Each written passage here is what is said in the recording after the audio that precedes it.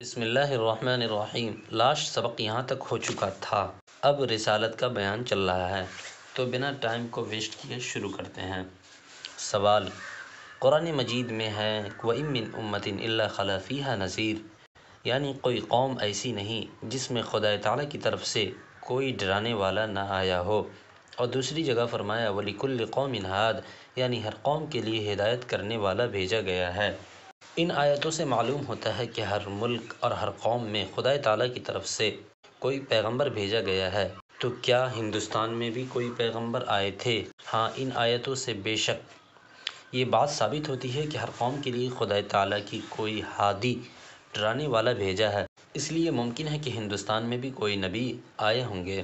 سوال، کیا یہ کہہ سکتے ہیں کہ ہندوؤں کے پیشوا جیسے کرشن جی اور رام چندر جی وغیرہ خدا کے پیغمبر تھے؟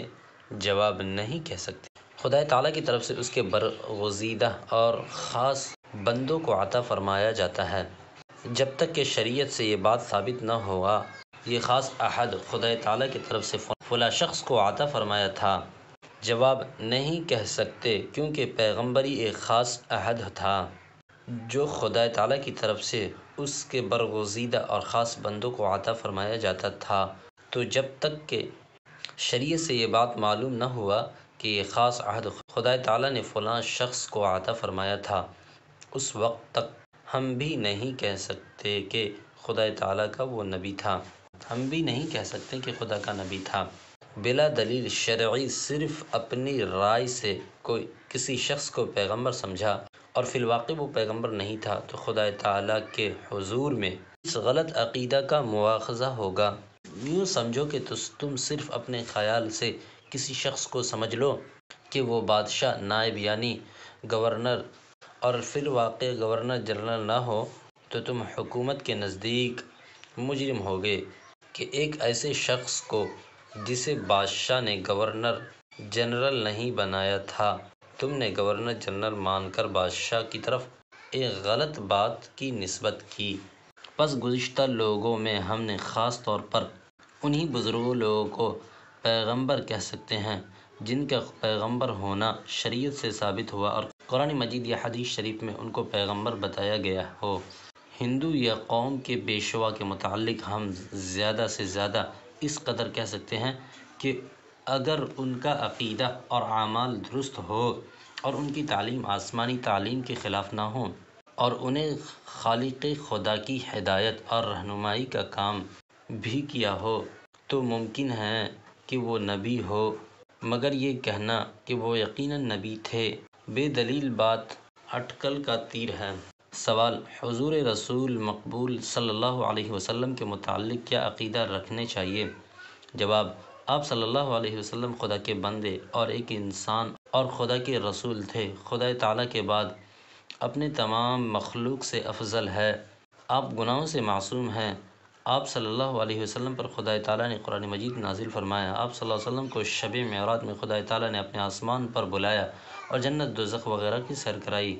آپ صلی اللہ علیہ وسلم خدا کے حکم سے بہت سے معجزے دکھائے۔ آپ صلی اللہ علیہ وسلم خدا کی بہت زیادہ عبادت اور بندگی کرتے تھے۔ آپ صلی اللہ علیہ وسلم کے اخلاق و عادات نہایت ہی اعلیٰ درجے کے تھے۔ آپ صلی اللہ علیہ وسلم کو خدا تعالیٰ نے بہت سی گزشتہ اور آئندہ باتوں کا علم عطا فرمایا تھا، جن کا آپ صلی اللہ علیہ وسلم نے اپنی امت کو خبر دی۔ آپ صلی اللہ علیہ وسلم خدا تعالیٰ کے تمام مخلوق سے زیادہ علم عطا فرمایا تھا، لیکن آپ عالم الغیب نہیں تھے، کیونکہ عالم الغیب ہونا صرف خدا تعالیٰ کی شان اور اسی کی خاص صفت ہے۔ آپ صلی اللہ علیہ وسلم خاتم النبیین ہیں اور آپ کے بعد کوئی نیا نبی نہیں ہوگا۔ ہاں، صرف حضرت عیسیٰ علیہ السلام جو پہلے زمانے کے نبی ہیں آسمان سے اتریں گے اور اسلامی شریعت کی پیروی کریں گے۔ آپ صلی اللہ علیہ وسلم انسانوں اور جناتوں سب کے لیے رسول ہے۔ آپ صلی اللہ علیہ وسلم قیامت کے روز خدا تعالیٰ کی اجازت سے گنہگاروں کی شفاعت کریں گے، اسی وجہ سے حضور صلی اللہ علیہ وسلم کو شفیع المذنبین بھی کہتے ہیں، اور خدا تعالیٰ حضور صلی اللہ علیہ وسلم کی شفاعت کو قبول بھی فرمائے گا۔